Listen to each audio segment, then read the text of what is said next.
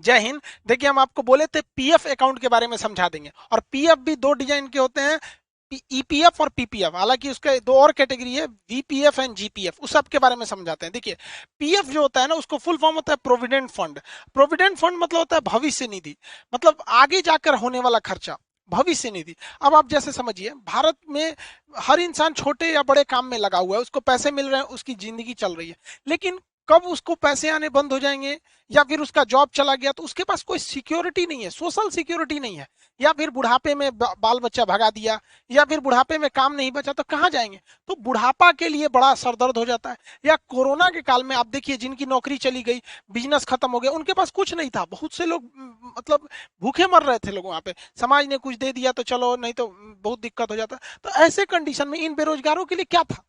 तो उसी के लिए बनाया गया था पीएफ अकाउंट। ये एक तरह का गुल्लक होता है, जैसे हम लोग पैसा डाल देते हैं ना गुल्लक में, बचपन में आप लोग भी डाले होंगे, अगर हिंदी मीडियम वाले होंगे तब। सीबीएसई वालों का क्या ही पूछना, वो लोग गुल्लक भी रखता है लोग, तो जितना गुल्लक में पैसा नहीं रहता है ना सीबीएसई वालों का, उससे महंगा उनसों का गुल्लक रहता है। अलगे दुनिया का है सो। हम लोग का तो ये बचपन में हम लोग 1 रुपया खरीद के लाते थे, और घटता था ना तो उसमें से तनी तनी निकाल लेते थे, पूरा नहीं, फोड़ देंगे तो खत्म हो जाएगा। तो ऐसे ही एक गुल्लक सरकार ने बनाया है, जिस गुल्लक को कहते हैं प्रोविडेंट फंड। अब बार बार प्रोविडेंट फंड या भविष्य निधि तो कहेंगे नहीं, इसलिए इसे क्या कहते हैं, पीएफ कहते हैं, प्रोविडेंट फंड शॉर्टकट में। अब हम इस प्रोविडेंट फंड के बारे में डिटेल से समझते हैं, है क्या ये।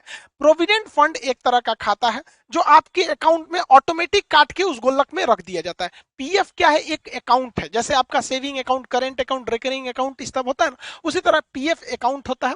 ये एक ऑटोमेटिकली काट दिया जाता है ताकि आपके सोशल सिक्योरिटी हो सके, बुढ़ापा में किया जा सके। ये लॉन्ग टाइम के लिए होता है, ये नहीं कि आज रखे 2 साल बाद निकाल दे। ये बुढ़ापा वगैरह के लिए होता है, 10 साल, 20 साल, 40 साल, इस तरह बुढ़ापा के लिए लॉन्ग टाइम, और एकदम सिक्योर मनी होता है। ये ना लूट सकता है ना कुछ, इसकी गारंटी सरकार लेती है, रिस्क फ्री होता है। जैसे शेयर मार्केट कैसे रिस्क वाला होता है, राजा बना देगा नहीं तो भिखारी बना देगा, उस तरह से होता है ये प्रोविडेंट फंड यानी पीएफ अकाउंट। अब ये पीएफ अकाउंट दो टाइप का होता है। एक मतलब जो नौकरी करने वाले लोग हैं उनके लिए एम्प्लॉयड प्रोविडेंट फंड, ईपीएफ, ई से एम्प्लॉयड, अब प्रोविडेंट फंड ईपीएफ हो गया। और एक जो नौकरी नहीं कर रहे हैं, कहीं थोड़ा मोड़ा बिजनेस है, दुकान है वगैरह है, तो इन लोग के लिए, पब्लिक के लिए, आम पब्लिक के लिए भी एक प्रोविडेंट फंड है, पीपीएफ। तो आप देखिए, बार बार इतना मत समझिए, दोनों को पीएफ ही कहते हैं। पीएफ मतलब भविष्य निधि, बुढ़ापा या आने वाले वक्त में काम आता है। बस ये नौकरी करने वालों के लिए ईपीएफ होता है, और जो नौकरी वगैरह नहीं कर रहे हैं, छोटे मोटे दुकान है, बिजनेस व्यापार कर रहे हैं, उनके लिए पीपीएफ होता है। दोनों एक प्रकार है किसका, पीएफ अकाउंट का, इसलिए अमूमन दोनों को लोग पीएफ ही कहते हैं। हालांकि हम दोनों में अंतर बताएंगे कभी, लेकिन बीच बीच में हम पीएफ बोलेंगे तो आप समझिएगा। चलिए हम दोनों में अंतर समझ जाते हैं। ये है आपका ईपीएफ। ईपीएफ मतलब नौकरी करने वालों को, तो ईपीएफ में तो नौकरी वाले आ जाएंगे लोग, और पीपीएफ पब्लिक प्रोविडेंट फंड, सामान्य पब्लिक आ जाएंगे लोग। समझिए अब दोनों में क्या अंतर है। ये कंपलसरी लगाना होता है, ये कंपलसरी उस व्यक्ति को जमा करना ही पड़ता है। ये कंपनी की जिम्मेदारी होती है, जिस कंपनी में 20 से ज्यादा कर्मचारियों को वेतन मिल रहा होता है। ठीक है, 20 से ज्यादा। अब जैसे मेरे पास अगर 16 कर्मचारी है तो हम पीएफ उनका नहीं खुलवाएंगे, लेकिन जिस कंपनी में, चाहे वो सरकारी हो चाहे वो प्राइवेट हो, तो उसमें क्या करती है कंपनी की जिम्मेदारी रहती है कि उस बंदे का एक गोल्लक यानी खाता खुलवा दे, उसे कहेंगे पीएफ अकाउंट करें। ये कितना दिया जाता है वर्कर्स को, मैं मतलब 12%। जैसे उसकी जितनी सैलरी देनी है ना, तो कंपनी क्या कहती है, उसको फुल सैलरी नहीं देगी, उसमें से 12% क्या करेगी, भैया तुम पीएफ में भर दो, और जब तुम रिटायर होगे या नौकरी छोड़ के जाओगे तो हम ये खाता तुमको दे देंगे, ताकि फ्यूचर में यही पैसा रिटायरमेंट के टाइम पे मिलता है। तो लोगों को लगता है सरकारी में रिटायरमेंट में दुकान मिलता है, भैया वो हर महीने काट काट के रखा है, रिटायर होइएगा तो एक के बार दे देता है। समझ में आ गया? ये नौकरी करने वालों को। ऐसा नहीं कि केवल सरकारी, जैसे आप जियो में काम करिएगा, टाटा में काम कीजिएगा, उसमें 20 से ज्यादा कर्मचारी होते हैं, तो उसमें आपका भी पीएफ अकाउंट खुलेगा। और आप इंप्लॉय हैं तो आपके पीएफ अकाउंट के पहले क्या लगा दिया जाएगा, जैसे आप पीएफ तो प्रोविडेंट फंड हो गया, इंप्लॉय है तो ईपीएफ हो जाएगा। लेकिन अगर वही आप आम पब्लिक है, सब्जी है, चाय की दुकान है, तो आप एक आम पब्लिक है, तो आपके प्रोविडेंट फंड यानी पीएफ अकाउंट के आगे पब्लिक लगा दीजिएगा, पब्लिक प्रोविडेंट फंड होगा। ये क्या है, ये ऑप्शनल है, कोई भी खुलवा सकता है। इसके लिए बस उसको चाहिए, इंडिविजुअल व्यक्ति कोई खुलवा सकता है जिसके पास इनकम है। बस शर्त यह है कि वो भारत में रह रहा होना चाहिए। अगर भारत के ही अमेरिका में रह रहे हैं, काम करने आ रहे हैं, या जो सऊदी में काम करते हैं, वो लोग नहीं खुलवा सकते इसमें। यहाँ समझ में क्या? अब बात आती है ये गोलकवा रहता कहाँ है। कहाँ गुल्लक रहता है? तो आम पब्लिक को कहा जाता है कि आम पब्लिक का जो पीपीएफ अकाउंट होता है यानी पीपीएफ, वो कहा जाता है कि आप या तो बैंक में खुलवा लीजिए या तो फिर आप पोस्ट ऑफिस में खुलवा लीजिए, आपके लिए कोई रोक टोक नहीं है, आप कहीं पे खुलवा सकते हैं। लेकिन जो कर्मचारी होते हैं, इंप्लॉय होते हैं, उनके लिए एक अलग बैंक है, वो उसको दुनिया के किसी आदमी से मतलब नहीं है, उसका काम है गुल्लक रखना, उसका नाम है ईपीएफओ। ई से हो गया तो ईपीएफ तो है, ओ लगा दीजिए, EP employed provident fund organisation. EPFO एक ऑर्गेनाइजेशन है जिसका काम है जो सरकारी या प्राइवेट कंपनी में जो जो काम करता है उसका पैसा अपने पास रखता है और कहता है हम रिटायरमेंट के टाइम देंगे। हम क्या देंगे? रिटायरमेंट के टाइम, और जितना दिए ना उसमें से और बढ़ा के देंगे। समझ में आ गया कि नहीं आ गया? तो बस अंतर यही होता है कि जो इंप्लॉय लोगों का अकाउंट खुलता है वो ईपीएफओ के अंडर में खुलता है, और जो पब्लिक आम पब्लिक के लिए पीपीएफ खुलता है वो बैंक और पोस्ट ऑफिस में खुलता है। अब इसके लिए जिम्मेदार है श्रम मंत्रालय, उसके लिए श्रम मंत्रालय जिम्मेदार है, और इसके लिए बैंकिंग सिस्टम जिम्मेदार है यानी आरबीआई है। ये 12% आपकी सैलरी से काट लिया जाता है। इसमें आपको तो सैलरी मिल ही नहीं रही है तो 12% काटेगा क्या? अब आपका मन, आप हर महीने या हर साल आप 500 रुपया जमा कर दीजिए, या 500 से 1.5 लाख रुपया जमा कर सकते हैं। अब कोई सब्जी वाला है, अब वो सोचता है कि हम 1 रुपया कर मान के चलिए 2-2 रुपया के हिसाब से सोच रहा है, साल भर में उसका भी लगभग 700 रुपया हो जाएगा। उस हिसाब से वो साल भर में 500 से लेके 1.5 लाख रुपया तक जमा कर सकता है। बशर्ते अंतर क्या है, इसे पोस्ट ऑफिस या बैंक में जाके जमा करना पड़ेगा। और इंप्लॉय प्रोविडेंट फंड में क्या होता है, उसकी सैलरी से कंपनी खुद ही काट लेती है और कहती है कि देख तुम्हारा 1 लाख मान के चलो, तुम्हारा 50,000 सैलरी है, तो 12% हम तुम्हारे में से डाल दिए किसमें? तुम्हारे ईपीएफओ के अकाउंट में, ईपीएफओ के अकाउंट में। समझ में आ गया कि नहीं आ गया?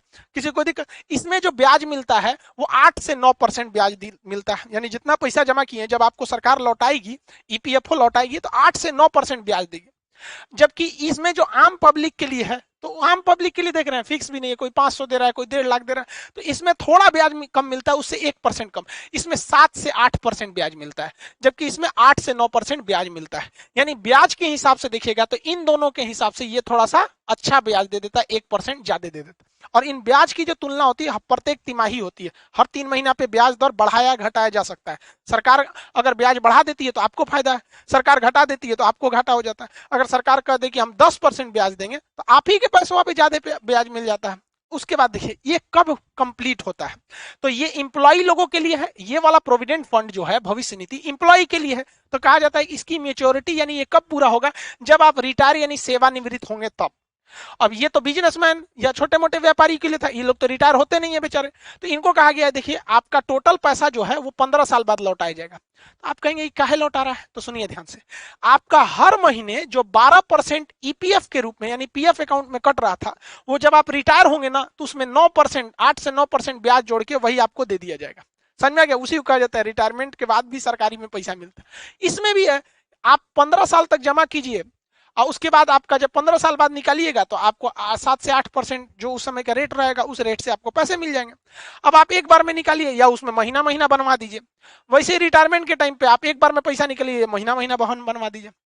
लेकिन मान के चलिए कि कोई व्यक्ति है, वो सरकारी कर्मचारी है या प्राइवेट कर्मचारी, मान के चलिए प्राइवेट है, तो प्राइवेट भी इंप्लॉय है तो उसका भी जो प्रोविडेंट फंड यानी पीएफ अकाउंट होगा वो तो इंप्लॉय है तो ईपीएफ ही होगा।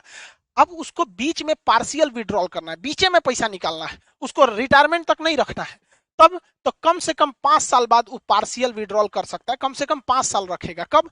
एक कंडीशन है, उसके यहाँ शादी ब्याह पड़ गई बेटा बेटी का, या उसको दवा में इमरजेंसी आ गया, एजुकेशन के लिए लेना है, बेटा बेटी को पढ़ाना है, कहना है कि भैया इस सैलरी से नहीं हो रहा है हमारा है, थोड़ा सा दे दीजिए, लड़का का फीस जमा करना है, तो शादी मेडिकल एजुकेशन या इमरजेंसी में आप 5 साल बाद कुछ पैसा निकाल सकते हैं, पार्शियल विड्रॉल, ना कि पूरा निकाल लेंगे। इसमें भी सेम कंडीशन है, 5 साल बाद पार्शियल विड्रॉल कर सकते हैं। कितना अच्छा है, जैसे आप भी गुल्लक रखते हैं तो जब देखते हैं कि कुछ नहीं हो रहा तो पार्शियल विड्रॉल कर देते हैं, कुछ सिक्का उच्चा डाल के इसे निकाल लेता है, 1-2 रुपया आदमी बचपन में निकाल लेता था। तो इसमें दोनों सेम होते हैं सब। इसकी सबसे बड़ी खासियत होती है इन दोनों की, ये दोनों की दोनों डेब्ट लायबिलिटी 0 होती है। जैसे मान के चलिए कि मेरे पीएफ अकाउंट में यानी प्रोविडेंट फंड, अब वो पीएफ अकाउंट दोनों टाइप के हो सकते हैं, या अगर हम इंप्लॉय हैं तो ईपीएफ और नॉर्मल पब्लिक है तो पीपीएफ, तो दोनों तो प्रोविडेंट फंड है ना पीएफ। मेरे पीएफ में 4 लाख रुपया है सपोज, और हम बैंक से कर्जा लिए हैं 5 लाख रुपया, और हमारा ना खेत है ना घर है ना कुछ है। अब बैंक कहेगा हमरा 5 लाख दो, हम कहेंगे कुछ नहीं है, तो बैंक कहेगा पीएफ अकाउंट में 4 लाख है, हम पीएफ से निकाल लेंगे। तो सरकार कहती है खबरदार, पीएफ अकाउंट की लाइबिलिटी जीरो होती है, डेथ लाइबिलिटी जीरो होती है। हम करोड़ों भी कर्जा ले सकते हैं, लेकिन उस कर्जे की भरपाई मेरे पीएफ अकाउंट से कोई नहीं काट सकता है। ये इसीलिए इसे कहा जाता है सबसे सिक्योर अकाउंट होता है, कोई काट ही नहीं सकता आपका यहाँ पे। दूसरा, ये ई एग्जेम्प्ट एग्जेम्प्ट एग्जेम्प्ट, यानी इस पैसे पर ब्याज भी नहीं मिलता है। जैसे सरकार को टैक्स नहीं मिलता, ब्याज का दिए, टैक्स नहीं होता है, टैक्स फ्री होता है। जैसे हम बुढ़ापा में रिटायर हुए, हमको 10 लाख रुपए पेंशन मिल गया, तो 10 लाख रुपए सरकार भागो यहाँ पे से, नहीं यहाँ पे टैक्स लेने आओगे, एग्जेम्प्ट एग्जेम्प्ट एग्जेम्प्ट, टैक्स नहीं होता है। तो इसकी एक और फायदे होती है, रिस्क फ्री भी है और सिक्योर भी है, टैक्स भी नहीं देना होता। अब ये जो पीएफ अकाउंट होता है, प्रोविडेंट फंड, चाहे वो इंप्लॉय का प्रोविडेंट फंड हो या आम पब्लिक का प्रोविडेंट फंड हो, यानी पीपीएफ हो या ईपीएफ हो, ये एक इंसान का एक ही खुलता है। जैसे पैन कार्ड, आपका पैन कार्ड एक ही बनता है, परमानेंट अकाउंट नंबर आपका एक ही खुलता है। अब आप कहेंगे कि सर मान के चलिए कोई आदमी टाटा कंपनी में काम कर रहा था, तो उसका कंपनी में काम कर रहा है यानी ईपीएफ अकाउंट होगा, वो टाटा को छोड़ के महिंद्रा में जाएगा तब कोई दिक्कत नहीं है। ईपीएफओ जो डिपार्टमेंट है कहती है कि उसका जो अकाउंट है ना, जिसमें 12% टाटा डाल रहा था, टाटा छोड़ दिया ना, कोई दिक्कत नहीं, इसी अकाउंट में महिंद्रा डाल देगा। कल को महिंद्रा छोड़ के जियो में काम करने लगा, कोई बात नहीं, जियो इसमें डाल देगा। यानी एक व्यक्ति का पीएफ अकाउंट, चाहे वो ईपीएफ हो या पीपीएफ हो, लाइफ में एक ही खुलता है, दोबारा दूसरा नहीं खुलता है। जैसे आप यूट्यूब पर एडसेंस एक नाम से एक ही बनता है, उससे ऐड का पैसे उसमें आते हैं सब, तो ये एक इंसान का एक ही बनता है, इसमें कोई दिक्कत नहीं होता है। वन पर्सन वन अकाउंट होता है, जैसे एडसेंस वगैरह की होती है सब। आप समझ आ गए कि नहीं? इसमें कितना जमा करना होता है? 12%। इसमें 500 से लेके 1.5 लाख। तो आप समझ गए पीएफ अकाउंट। अब इसी पीएफ को लोग, इंप्लॉय है तो कहता है हमारा ईपीएफ है, और नॉर्मल आदमी है, पब्लिक है तो कहता है पीपीएफ है। यहाँ पे दोनों में कोई खास अंतर नहीं है। लेकिन समझिए, कुछ इंसान ऐसे होते हैं जिनका खेत भी है, कहीं पे बिजनेस खेती चल रहा है, अच्छा खासा लाखों रुपए खेती से आ रहा है, तो कहता है कि यार हम अपनी सैलरी से बुढ़ापा के लिए महज 12% कटवा रहे हैं, हम चाहते हैं कि 12% से ज्यादा कटवा दे, 50% कटवा दे। तो सरकार कहेगी ना, हमरा 12% कटबे करेंगे, हमरा इंप्लॉय का हम कितना काटते हैं? 12% ही काटते हैं। हम पीएफ के अकाउंट में जो इंप्लॉय है उसका हम कितना काटते हैं? 12% काटते हैं। तो क्या करना, हमरा ज्यादा काट लीजिए, क्योंकि अभी जवानी में हमको पैसा की कोई कमी नहीं है, इधर उधर से आ जा रहा है, ससुरालों से कुछ पैसा मिल जाता है। तब इसके लिए कहा गया है कि अगर गवर्नमेंट इंप्लॉय है, कौन है? गवर्नमेंट इंप्लॉय, और वह गवर्नमेंट इंप्लॉय कहता है कि हमको ज्यादा पैसा कटवाना है, हमको क्या कटवाना है?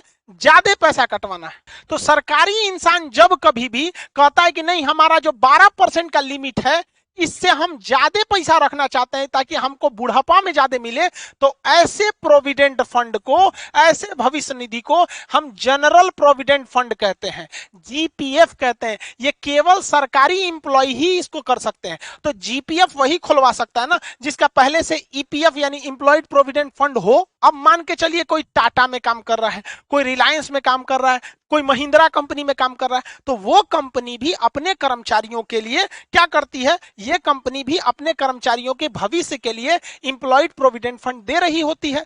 तो ये कंपनी वाले भी, प्राइवेट कंपनी के कर्मचारी भी अगर कहते हैं कि नहीं, हमें जवानी से ज्यादा बुढ़ापे में पैसा की जरूरत है, हम भी अपने 12% वाले लिमिट से बढ़वाना चाहते हैं, तो उनके प्रोविडेंट फंड यानी उनके भविष्य निधि को कहते हैं वॉलेंट्री प्रोविडेंट फंड। वो अपने मर्जी से ज्यादा देना चाहता है, वॉलेंट्री प्रोविडेंट फंड। तो जब कभी भी आप लिमिट क्रॉस करते हैं, तो ये क्रॉस द लिमिट को दिखाता है कि जो 12% का लिमिट है, अगर कोई सरकारी कर्मचारी अपना ईपीएफ अकाउंट यानी जो उसका ईपीएफ है, इंप्लॉयड प्रोविडेंट फंड, अगर वो 12% से ज्यादा दे रहा है, सरकारी है तो जीपीएफ, 12% से ज्यादा दे रहा है तो इसे वीपीएफ होता है। ये नॉर्मली हम आपको बता रहे हैं। ईपीएफ में मैक्सिमम जो होता है 9% मिलता है, जबकि आम पब्लिक के लिए पीपीएफ में 8% मिलता है। उस हिसाब से तो इंप्लॉयड वाला थोड़ा सा ठीक ठाक है। लेकिन इन दोनों से अच्छा एक भविष्य निधि है, रिटायरमेंट के लिए स्पेशल प्रोग्राम है, उसका नाम है एनपीएस, नेशनल पेंशन स्कीम। ये पेंशन के लिए ही बना ही है। अब अगर आप ध्यान से देखेंगे तो ईपीएफ जो है इंप्लॉयड के लिए 1952 से बना हुआ है, और जो आम पब्लिक के लिए बनाया गया है 1968 में यानी पीपीएफ जो आया था ये आम पब्लिक के लिए प्रोविडेंट फंड वो 1968 में आया था और इंप्लॉयड के लिए 1952 में आया था। और ये 2004 में नेशनल पेंशन स्कीम आया। ये कहा गया कि भैया इसके लिए कोई एज लिमिट नहीं है। 18 साल का लड़का है अगर वो भी सोचता है कि बुढ़ापा में हमको पेंशन मिले तो 18 से 65 साल का आदमी, कोई भी, ये ऑप्शनल है, वो हिंदुस्तानी रहना चाहिए, वो इसमें खुलवा सकता है। लेकिन इसका पैसा आपको रिटायरमेंट के बाद मिलेगा क्योंकि इसका नाम है नेशनल पेंशन स्कीम। तो ये 60 साल तक इसकी मेच्योरिटी होती है, यानी आपको इसमें 60 साल तक पैसे डालने हैं। अब इसमें भी आप पार्शियल विड्रॉल कर सकते हैं। 5 साल बाद शादी पड़ गया, बाल बच्चों का इमरजेंसी आ गया, एजुकेशन में डालना है तो आप पार्शियल विड्रॉल कर सकते हैं। लेकिन सबसे मुश्किल पैसा निकालना है तो इसी में है। इसकी लिक्विडिटी एकदम लो होती है, ये आपको जल्दी पैसा निकालने नहीं देता है सब। जबकि देखिए अगर आप पीपीएफ देखिएगा या ईपीएफ देखिएगा, यानी इन दोनों प्रोविडेंट फंड में, तो पार्शियल विड्रॉल थोड़ा इजी था, लेकिन इसमें पार्शियल विड्रॉल बहुत ही टफ होता है। क्यों टफ होता है? क्योंकि जब आप कभी भी इसमें पैसा डालते हैं ना, तो कंपनी क्या करती है, आपके पैसे को थोड़ा सा म्यूचुअल फंड में इन्वेस्ट कर देती है और कुछ बॉन्ड में इन्वेस्ट कर देती है। तो कंपनी कमाती है और आपको ज्यादा पैसा दे देती है। तो ये थोड़ा रिस्की होता है। इसमें क्या करते हैं, रिस्की होता है। इसमें भी आपको डेप्थ से कोई मतलब नहीं है, आप कितना भी कर्जा लिए रहेंगे आपके एनपीएस अकाउंट से आपको पैसे नहीं काटे जाते हैं। ये भी टैक्स फ्री होता है, एग्जेम्प्ट। इसमें लगभग आपको 10% रिटर्न मिल जाता है, 10%। जबकि आप याद कीजिए जो आपका पब्लिक प्रोविडेंट फंड था आम पब्लिक के लिए, उसमें मैक्सिमम जो मिल रहा था आपका 8% था। इंप्लॉयड के लिए जो प्रोविडेंट फंड था ईपीएफ, उसमें 9% मिल रहा था मैक्सिमम, इसमें 10% मिल जाता है। तो अगर हम आपसे कहें कि ईपीएफ पीपीएफ जो आम पब्लिक के लिए, यानी हो गया प्रोविडेंट फंड बुढ़ापा के लिए, तो पीपीएफ में मिला था आपका मैक्सिमम 8%, इंप्लॉयड प्रोविडेंट फंड में मैक्सिमम 9% और नेशनल पेंशन स्कीम में 10%। यानी पीपीएफ से अच्छा ईपीएफ, सबसे अच्छा एनपीएस। यानी अगर आप सोचते हैं भविष्य निधि के लिए तो सबसे बेटर आपके लिए एनपीएस है। लेकिन ये सब के सब आपको कहने के लिए है। आप देखिएगा तो हर साल महंगाई भी लगभग 8 से 10% बढ़ जाती है, तो आपको 10% एक्स्ट्रा मिलेगा, तो आप समझिए उस समय तक तो उतनी महंगाई मिलके आपको बराबर कर दी चुकी रहेगी, बहुत ज्यादा प्रॉफिट नहीं देगी। ये आपको सिक्योरिटी देती है, बहुत प्रॉफिट नहीं, बहुत ज्यादा प्रॉफिट के लिए फिर आपको स्टॉक मार्केट या म्यूचुअल फंड, स्टॉक मार्केट में सेंसेक्स या निफ्टी में और बिटकॉइन वगैरह में होता है।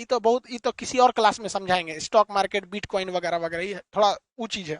तो आप पीएफ अकाउंट समझ गए, लोग इसको भी पीएफ ही कहते हैं क्योंकि ये पीपीएफ है, पब्लिक के लिए है, इसे भी लोग पीएफ ही कहते हैं। तो ये पीएफ मतलब समझ गए ना, भविष्य का जो पैसा होता है। इसके अलावा एक ग्रेच्युटी होती है, उसको समझते हैं। देखिए ग्रेच्युटी का मतलब होता है बोनस का पैसा जो पुराने कर्मचारियों को दिया जाता है, ग्रेच्युटी उसे बोलते हैं। जो भी कंपनी, चाहे वो सरकारी हो चाहे वो प्राइवेट हो, जिसमें 10 से ज्यादा कर्मचारी काम करते हैं, किससे ज्यादा कर्मचारी, 10 से ज्यादा कर्मचारी काम करते हैं, उन्हें एक बोनस यानी ग्रेच्युटी देनी पड़ती है। ये नियम 1972 में लाया गया था, लेकिन ये सबको नहीं दिया जाता है। जो कर्मचारी एक ही कंपनी में बिना मतलब बीच में इन्हें कि 6 महीना दूसरे कंपनी में चल गए, एक ही कंपनी में अगर कोई कर्मचारी 5 साल या उससे ज्यादा काम कर दिया है तो वो आपका भरोसेमंद है, पुराना है और आपकी कंपनी में 10 से ज्यादा वर्कर है, यानी थोड़ी बड़ी कंपनी है, तो ऐसे इंसान को बोनस पैसे दिए जाते हैं। अब आप कहेंगे कितना पैसा, तो साल जब खत्म होता है तो उसको 15 दिन का एक्स्ट्रा पैसा दे दिया जाता है, 15 days extra salary per year. तो एक साल में 365 दिन का उसको सैलरी देते हैं। लेकिन अगर वो कर्मचारी 5 साल से पुराना, हालांकि गवर्नमेंट इसे 3 साल करने वाली है बहुत जल्दी, तो उसे आपको 15 दिन का एक्स्ट्रा ग्रेच्युटी देना पड़ता है। यानी आप निकाल सकते हैं आधे महीने की सैलरी। अगर मान के चलिए कोई इंसान आपके साथ 6 साल से काम कर रहा है और उसको आप हर महीने सैलरी देते हैं 20,000 रुपया, तो 20,000 माने महीने का सैलरी 20,000, तो 15 दिन का कितना हुआ, 10,000 हुआ ना जी। 15 दिन का तो देना है, 15 दिन का 10,000, तो उसको डेली 20,000 महीना देते रहिए। उसके बाद कहिए तुम बहुत पुराने हो, चलो साल का फर्स्ट खत्म हो गया, साल नया साल मुबारक, इस साल की सैलरी देंगे। 15 दिन का तुम्हारा 30 दिन का होता है 20,000, 15 दिन का लोगो 10,000 लोगो, ठीक है।